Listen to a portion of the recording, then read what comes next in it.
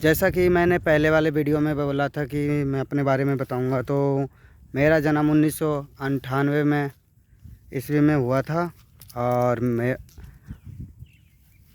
तो उस वक्त मैं 6 से 7 दिन का था, जब कुछ ज़्यादा ही जो कहते हैं दुख वाली कहानी वो हुआ था। तो कोशिश करता हूँ कि बस आने वाले टाइम में मेरे साथ ऐसा ना हो, और ये दुआ करूँगा कि लोगों को जहाँ तक मेरे से मदद मिले वो मैं मदद करने के लिए हमेशा कोशिश करूँ। तो मेरा शुरू से ही यही शीर्ष मिला था, यही सोचता रहता था कि लोगों को किस तरह मदद करूं।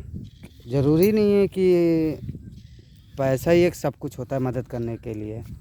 कभी भी किसी को मदद करने का मौका मिले तो बिना सोचे समझे मदद कर लेनी चाहिए। तो इसी प्रकार मैं जैसे जैसे बड़ा हुआ वैसे वैसे मैं अपना पढ़ाई लिखाई किया। तो दिल्ली में मेरा पहला स्टार्टिंग एजुकेशन का सेकेंड क्लास में एडमिशन हुआ, जिसका स्कूल का नाम था नगर निगम प्राथमिक विद्यालय, सराय पीपलथला, दिल्ली 110033। तो इस स्कूल में मैं पढ़ता था। और सेकेंड क्लास, फिर थर्ड क्लास, फिर फोर्थ क्लास, फिर फिफ्थ क्लास। मेरे टीचर बहुत अच्छे थे। उनका नाम था श्री सुरेंद्र प्रसाद सिंह नाम था, जो कि हमारे गुरुजी थे, बहुत अच्छे गुरुजी थे। उसके बाद फिफ्थ क्लास तक मैंने बहुत अच्छी तरह से अच्छे रैंक पर पढ़ाई कर रहा था। उसके बाद पढ़ाई सिक्स्थ क्लास में एडमिशन हुआ, जिसका नाम स्कूल का नाम था नगर निगम गॉड boys senior secondary school, Adarsh Nagar number 1। तो उसमें 12th तक स्टडी मैं अपना कंप्लीट किया, जिसमें टीचर सब बहुत अच्छे अच्छे थे। मेरा क्लास टीचर थे श्री विकास शर्मा। तो उन्होंने मुझे हमेशा एक ही चीज़ सिखाया करते थे कि बेटा, सब पढ़ाई लिखाई आपके लिए बहुत फ़ायदेमंद है, जैसा कि आप लोगों के लिए होता है। लेकिन मैं आगे जाके पढ़ाई किया। उस बीच में जब 10th में पहुंचा तो उसमें मैंने बहुत सारी गलतियां किया, जैसे कि लव बहुत कुछ चीज़, आपको पता ही है लव कितनी बड़ी चीज़ है। तो लव के चक्कर में जो पड़ गया, तो घर वाले भी प्रेशर में गुस्सा करते थे, मारते थे, पिटते थे। लेकिन प्यार का भूत ऐसे थोड़ी ना भागता है, आप लोगों को तो पता ही है। तो देखिए, 10वीं पास किया, फिर उसी बीच में मेरे साथ ये सब भी हुआ। उसके बाद 10वीं पास किया, 11वीं पास किया, 12वीं पास किया। 12वीं पास करने के बाद फिर मैंने कॉलेज में एडमिशन करवाया, जो इग्नू साइड से पढ़ता था, ओपन साइड से।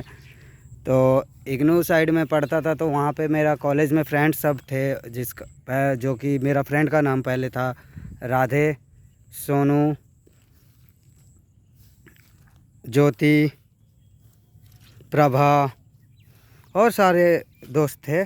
तो उसमें मैं बहुत मज़ा, मतलब पढ़ाई लिखाई को उतना मैं पहले वैल्यू नहीं देता था, मजाक में लेता था। सारे लोग जाते थे घूमने फिरने, मौज मस्ती करने, तो इसी प्रकार से घूमते फिरते रहते थे, जैसे कि कुछ आगे करना ही नहीं है। तो वैसे ही पढ़ते लिखते सब कुछ किए। और फिर करने के बाद मैं एक एनजीओ में ज्वाइन किया। तो एनजीओ ज्वाइन किया, तो उसमें मुझे पता चला कि एक ICIC एकेडमी में फ्री ऑफ कॉस्ट आपको 3 महीने का ट्रेनिंग पीरियड में पढ़ाते लिखाते हैं। तो मैंने उस कोर्स को करने गया, तो 3 महीना जयपुर में रहा, वहाँ पर घूमा फिरा, मौज मस्ती किया। उसके बाद फिर मैं इंटरव्यू दिया कंपनी में, जिस कंपनी का पहला नाम था ANG इंडिया लिमिटेड कंपनी, जो कि बैंक सेक्टर से काम करता था। बैंक में only fire system, alarm system और सिक्योरिटी सिस्टम का काम था। CCTV कैमरा से लेके A to Z वर्क मैं करता था। उसमें 6 महीने का ट्रेनिंग पीरियड था। उसमें मुझे सैलरी मिलता था 15,000 रुपये पर मंथ। तो धीरे धीरे काम करता रहा। तो पहला पोस्टिंग बेंगलोर में शिमोगा डिस्ट्रिक्ट में हुआ था, जहाँ से मुझे 3-4 डिस्ट्रिक्ट को कवर करना होता था। जैसे कि चित्रदुर्गा, पहला था चित्रदुर्गा, दूसरा था शिमोगा, तीसरा था कड्डूर था और बस यही सब। फिर मुझे वहाँ पे एक लड़की से प्यार हुआ, तो उसमें क्या है, मेरा सीनियर जो था जिनका नाम था करुणानिधि, तो वो हम दोनों में थोड़ा मुठभेड़ हो गया। क्योंकि वो भी शायद, मुझे नहीं लगता, शायद उन्हें भी अच्छी लगती होगी।